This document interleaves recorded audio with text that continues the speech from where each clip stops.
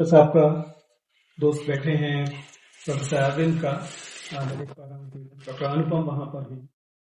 ये एक महत्वपूर्ण अवसर मुझे जान पड़ता है कि मुझे इस योग्य समझा गया कि मैं आपसे उस विषय पर चर्चा करूं जिसका, जैसा प्रोफेसर अजय ने इशारा किया, कि मूर्तिमान रूप में ऐसा प्रतीत होता है कि उसके विरोध का एक प्रतीक, उसके विरोधाभास का एक प्रतीक मैं स्वयं हूं।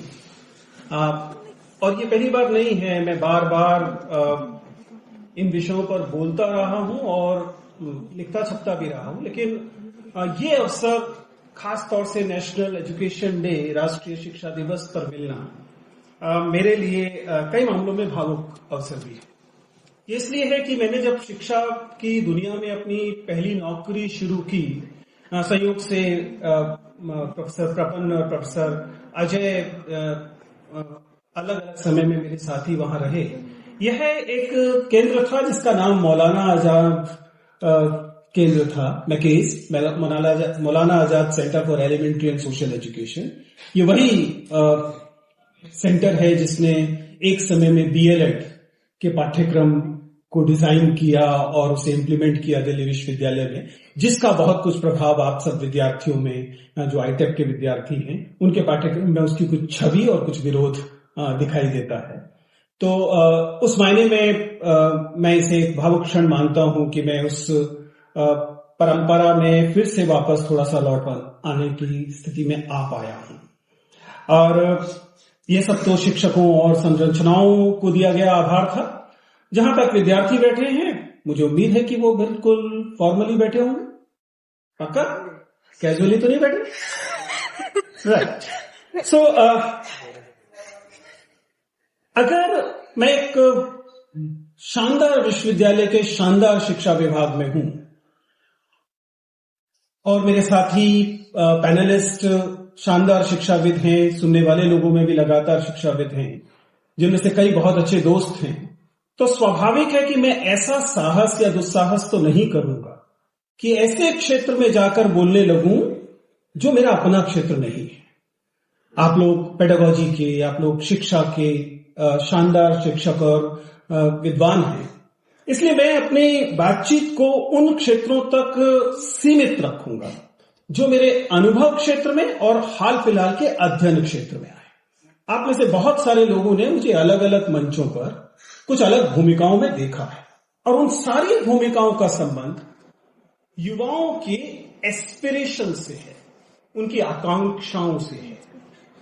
मैं आज के अगले 15-20 मिनट जो मुझे दिए गए हैं, उसमें युवाओं की आकांक्षाओं में, एस्पिरेशंस में शिक्षा की क्या भूमिका है और वहां किस प्रकार एक्सक्लूजन काम करता है, इस पर चर्चा करूं। क्योंकि पिछले 20-25 सालों से मैं उन्हीं आकांक्षी युवाओं के बीच लगातार सक्रिय हूं, और उसके आधार पर मेरी एक सीधी समझ पड़ी है, जिसके कुछ अकादमिक आधार भी है, कि सबसे पहले तो इस भ्रम से निकला जाए कि इस लोकतंत्र ने सबको बराबर सपने लेने का हक दे दिया। क्योंकि इस गणतंत्र में जब लिखा गया कि भारत एक गणतंत्र होगा, हमारा संविधान ने जब ये घोषणा की कि भारत एक गणतंत्र होगा, तो उसमें मान लिया गया, लिखित वक्तव्य की तरह मान लिया गया कि इस गणतंत्र का मतलब यह है कि इस देश में प्रत्येक पद, और गणतंत्र की परिभाषा ही होती है, हम लोग जब 10वीं 11वीं कक्षा में रिपब्लिक की डेफिनेशन पढ़ते हैं तो वो ये कहते हैं कि इसका जो राष्ट्राध्यक्ष का पद होगा, शासनाध्यक्ष का पद होगा, वह हेरिडिटरी नहीं होगा। उसे इस आधार पर नहीं बांटा जाएगा कि यह इसका पुत्र है या इसकी पुत्री। यह एक रिपब्लिक होगा, इसलिए प्रत्येक नागरिक के पास यह हक होगा कि वह एस्पायर कर सके, कि वह इस हाईएस्ट पोजीशन को ऑक्यूपाई कर सकता है, प्रोवाइडेड वो अदरवाइज एलिजिबल है। ये हमारे संविधान में लिखा गया। ये केवल राष्ट्रपति और प्रधानमंत्री पर लागू नहीं होता, ये देश के प्रत्येक सत्ता के पद पर लागू होता है, जिसमें ब्यूरोक्रेसी के पद भी शामिल है। कम से कम तकनीकी तौर पर ऐसा लगता है, लेकिन 20-25 साल पिछले बिताने के बाद और उनके अध्ययन के पश्चात मैं इस निष्कर्ष पर पहुंचा हूं, जिसे मैं आपके साथ शेयर कर रहा हूं, पहले भी कुछ मंचों पे किया है, कि हमारा गणतंत्र सैद्धांतिक तौर पर निश्चित तौर पर प्रत्येक को हक देता कि वह तमाम पदों के लिए एस्पायर कर सके। तो केवल पदों का प्रश्न नहीं है, वो अपनी एस्पिरेशंस में मुक्त हो, ऐसा हमें प्रतीत होता है, ऐसी कामना हमें संविधान में व्यक्त होती दिखाई देती है। लेकिन सच्चाई यह है कि अधिकांश भारतवासियों के लिए, युवाओं के लिए अब भी वह चीज जिसका उन्हें हक है और वह चीज जो वे मानते हैं कि वे अचीव कर सकते हैं, इसके बीच में एक अंतराल है, इसके बीच में एक गैप है। तकनीकी तौर पर इसे ही एस्पिरेशन गैप कहा जाता है। You have right to aspire, you have right to dream, but you consider yourself, the goals you consider achievable are far less than what you dream. और यही एक एस्पिरेशन गैप है जिस पर मैं आज चर्चा करना चाहता हूं। मैं चर्चा करना चाहता हूं ये समझने की कि क्या वास्तव में सपने एकदम स्वतंत्र होते हैं या सपनों का भी एक सोशियो कल्चरल कॉन्टेक्स्ट होता है। कहीं ऐसा तो नहीं कि कुछ ऐसे सपने होते हैं जिन्हें सपनों को लेने में इग्नू के विद्यार्थियों को डर लगता है, जबकि वही सपने लेने में जेएनयू के विद्यार्थियों को डर नहीं लगता है, या आईआईटी के विद्यार्थियों को डर नहीं लगता है, या आईआईएम के विद्यार्थियों को डर नहीं लगता है। और ये तो केवल इंस्टीट्यूशनल एफिलिएशन की बात की। आप इसमें सोशल कैटेगरीज को जरा जोड़िए, आप जरा जानने की कोशिश कीजिए कि क्या तमाम जाति के लोग एक ही तरीके के एस्पिरेशंस ले सकते हैं। अगर आप में से कोई ऐसा विद्यार्थी है जो मान लेते हैं कि दलित समुदाय से आता है और वो इस समय के इस मंच को देखता है जिसमें एक सिंह दो ब्राह्मण, दो सिंह दो ब्राह्मण बैठे हुए हैं, तब उसके मन में क्या इस मंच पर आने की एस्पिरेशन प्रभावित होती है या नहीं होती है। सवाल केवल सिद्धांतों का नहीं है कि लिखा है कि नहीं लिखा है, सवाल यह है कि आप अपने सोशल सेटिंग से कौन सी एस्पिरेशंस को इम्बाइब करते हैं। इसे मैंने एस्पिरेशन गैप कहा, हालांकि एस्पिरेशन गैप एक एस्टेब्लिश्ड फैक्ट है। और मजेदार बात यह है कि ये जो एस्पिरेशन गैप है, इसके बारे में कहा यह गया कि शिक्षा का, खास तौर से समावेशी शिक्षा का, यह दायित्व रहा है कि वह इस एस्पिरेशन गैप को कम करेगी। और हम ये नहीं कह सकते कि पिछले 75 सालों में यह प्रक्रिया बिल्कुल नहीं बढ़ी, लेकिन आज भी आप पाएंगे कि शिक्षा दुधारी तलवार की तरह काम करती है। प्रोफेसर प्रबल ने इस बात को बहुत अच्छे से समझाया। एक तरफ यह शिक्षा आपको यह आभास देती है कि अब आप कुछ और चीजें एस्पायर करने के लिए स्वतंत्र हुए, एलिजिबल हुए, या आपके अंदर वह कुव्वत आई। लेकिन यही शिक्षा विभिन्न प्रणालियों से, विभिन्न सिस्टम से, विभिन्न व्यवस्थाओं से आपको बार बार आगाह करती है, रोकती है, बाधाएं पैदा करती है कि खबरदार जो ये सपने दिए। क्योंकि इसके जो इस शिक्षण अधिगम प्रक्रिया के जो तमाम पक्ष है, हम लोग पढ़ा करते थे जब बीएड कर रहे थे, टीचर टीचर्स जॉन इंग्लिश, जो 4 पक्ष हैं, शिक्षक है, शिक्षार्थी है, शिक्षण अधिगम प्रक्रिया है, और कंटेंट, विषय वस्तु है। इन सभी स्तरों पर आप पाएंगे कि एक्सक्लूजन की भूमिकाएं इस प्रकार काम करती हैं कि आपके एस्पिरेशंस पर लगातार लगाम रहे। एंट्री बैरियर से लेकर किसे प्रवेश मिलेगा, किसे प्रवेश नहीं मिलेगा से लेकर क्या पढ़ाया जाएगा, क्या नहीं पढ़ाया जाएगा तक कुछ उदाहरण प्रोफेसर प्रपन्न ने दिए। लेकिन मैं इससे एक कदम और आगे जाता हूं, कैसे पढ़ाया जाएगा, the pedagogy. The fact is कि पेडागॉजी, क्लासरूम में आप 40 विद्यार्थियों को पढ़ाते हैं, हम लोग विश्वविद्यालय में 40-50 विद्यार्थियों को पढ़ाते हैं, वे अलग अलग पृष्ठभूमि से आते हैं, उनकी अलग अलग सोशल कैटेगरीज हैं, उनकी अलग अलग आर्थिक स्थितियां हैं, उनका जेंडर अलग है, उनकी कास्ट अलग है, इत्यादि इत्यादि। ऐसे में एक शिक्षक किस पेडागॉजी को अडॉप्ट करता है इस डाइवर्स क्लास को पढ़ाने के लिए? वह पेडागॉजी जो प्रिविलेज्ड क्लास है, क्या उसके पक्ष में है, या वह पेडागॉजी जो सबसे ज्यादा मार्जिनलाइज है उसके पक्ष में है? क्या वह इस डाइवर्सिटी का ध्यान रख पाती है या नहीं रख पाती? और अगर नहीं रख पाती तो इसका प्रभाव अलग अलग लोगों की एस्पिरेशंस पर क्या होता है। बहुत बार ऐसा होता है और पिछले 20-22 सालों में तो ऐसा बहुत बार हुआ है, जब हमने देखा कि सिर्फ यह बात कि आप किस भाषा में पढ़ाएंगे, आप हिंदी में पढ़ाएंगे या अंग्रेजी में पढ़ाएंगे या स्थानीय भाषा में पढ़ाएंगे, इससे इस बात को तय करने के कुछ आधार तैयार हो जाते हैं कि आपके विद्यार्थी कौन से सपने लेते हुए डरने लगेंगे। मात्र इसलिए कि कोई विद्यार्थी अंग्रेजी में सवाल पूछता है क्लासरूम में, तो उसको टीचर की मिलने वाली अटेंशन उस विद्यार्थी के सवाल की तुलना में ज्यादा हो या कम हो जाती है जो अंग्रेजी में सवाल नहीं पूछता। मैं कम्युनिकेशन का टीचर हूं, मैं जानता हूं कि जब आप एक कॉन्फिडेंट तरीके से सवाल पूछते हैं तो शिक्षक जो है उसकी जिम्मेदारी हो जाती है, कई बार उसकी चुनौती हो जाती है कि वह इस प्रश्न के साथ ज्यादा इंगेज करे। कम्युनिकेशन में साफ साफ दिखाई देता है, लेकिन यह कॉन्फिडेंस, जैसा प्रोफेसर प्रपन्न ने बिल्कुल विस्तार से आपको समझाया, एक कल्चरल कैपिटल से इमर्ज करता है। आपके परिवार में इन विषयों पर क्या बातचीत होती थी, आपके घर में कितनी किताब की शेल्फ है, आपकी माताजी आपके पिताजी कौन सी जाति कौन से धर्म से आते हैं, कितना पढ़कर आए हैं, इससे तय होगा कि जब आप अगले दिन क्लास में जाएंगे, जो कि अपेरेंटली इंक्लूसिव क्लासरूम होगी जिसमें कि सब लोगों के जाने की अनुमति होगी, उस समय आप जो सवाल पूछेंगे उस सवाल में कितना आत्मविश्वास और कितना वजन होगा, यह आपका कल्चरल कैपिटल तय कर रहा होता है। और हमारी पेडागॉजी या हमारी एजुकेशन इसे काउंटर करने के लिए पर्याप्त नहीं करती है।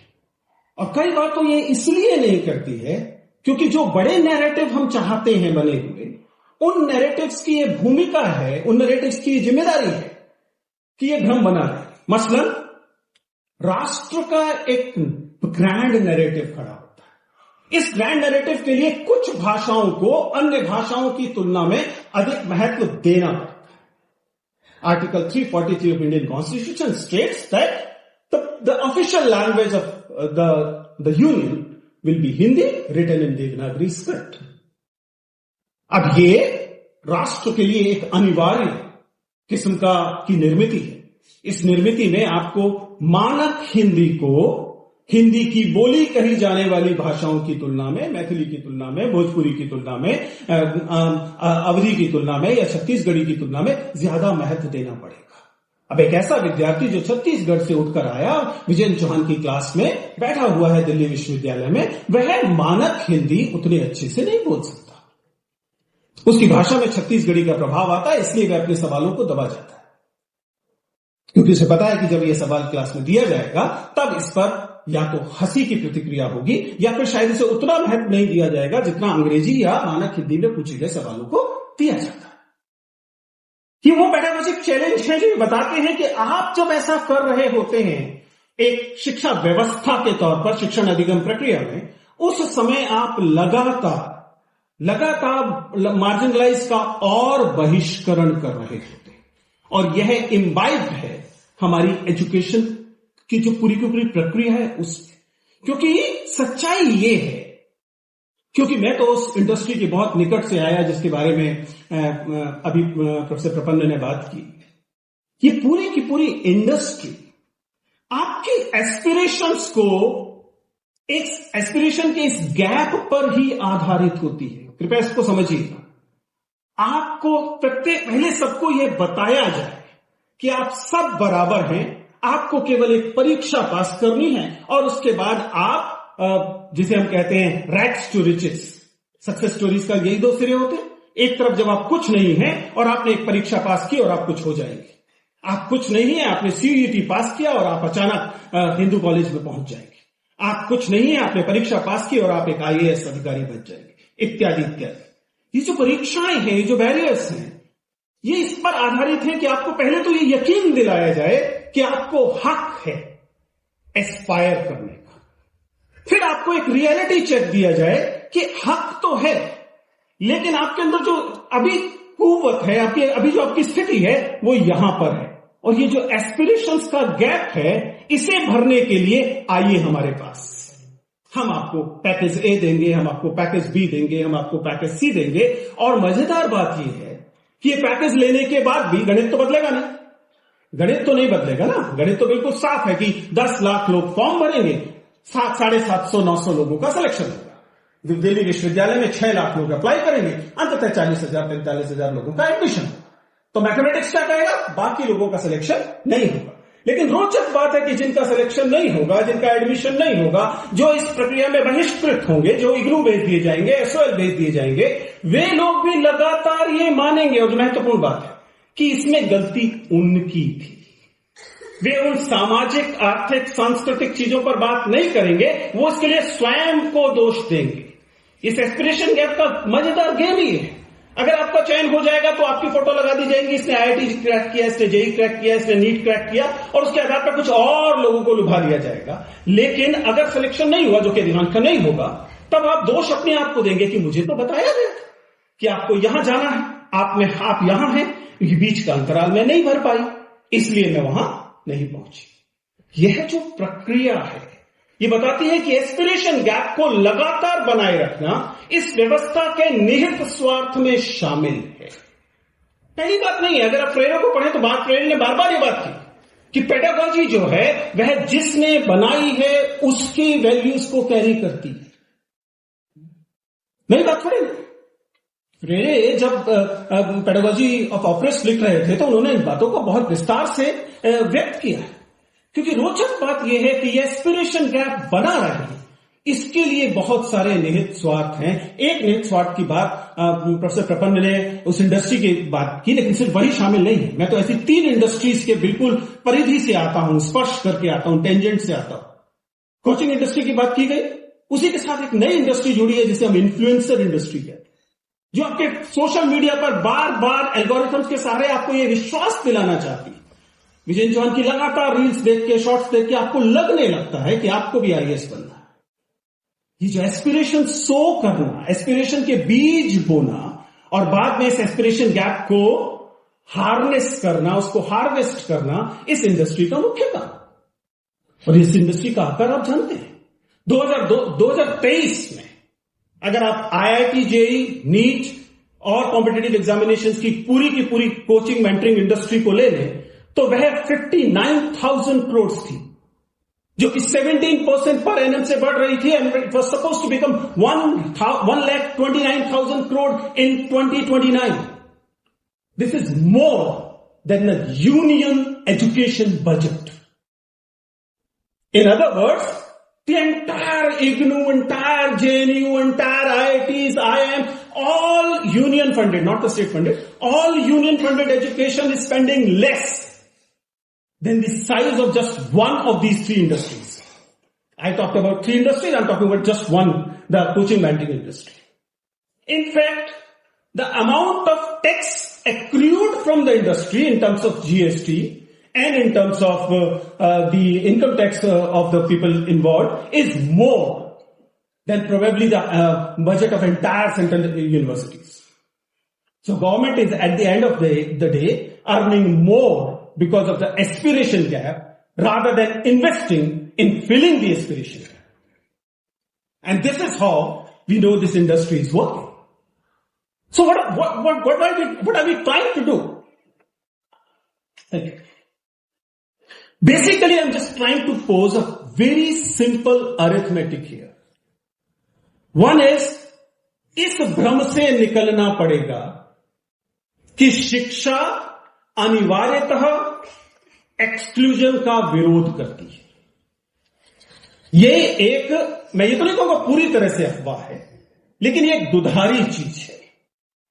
मुख्यतः इसका काम शायद बहिष्करण को, एक्सक्लूजन को कम करना था, लेकिन जिस प्रकार की शिक्षा प्रणाली, खास तौर से मैं फिलहाल बात कर रहा हूं पेडागॉजी और कंटेंट की, जिस प्रकार की पेडागॉजी और कंटेंट को लेकर हम चलते हैं, वह कई बार इस एक्सक्लूजन को और रेखांकित और एम्प्लीफाई करती है। पहली बात। दूसरी बात, अगर हमें शिक्षा को वास्तव में इस एक्सक्लूजन, इस बहिष्करण, इस जो गैर बराबरी है, इसे दूर करने का औजार बनाना है, तो हमें केवल एक्सेस पर काम करने से काम नहीं चलेगा। केवल आप ये कहें कि नहीं सब लोगों को शिक्षा में एक्सेस मिल जाएगी, which is important, no doubt about it, लेकिन विच इज नॉट सफिशिएंट। आपको इसके दूसरे पक्षों को, जिसमें मैं खास तौर से टीचिंग लर्निंग प्रोसेस की और सामग्री विषय वस्तु की बात कर रहा हूं, हालांकि अन्य चीजें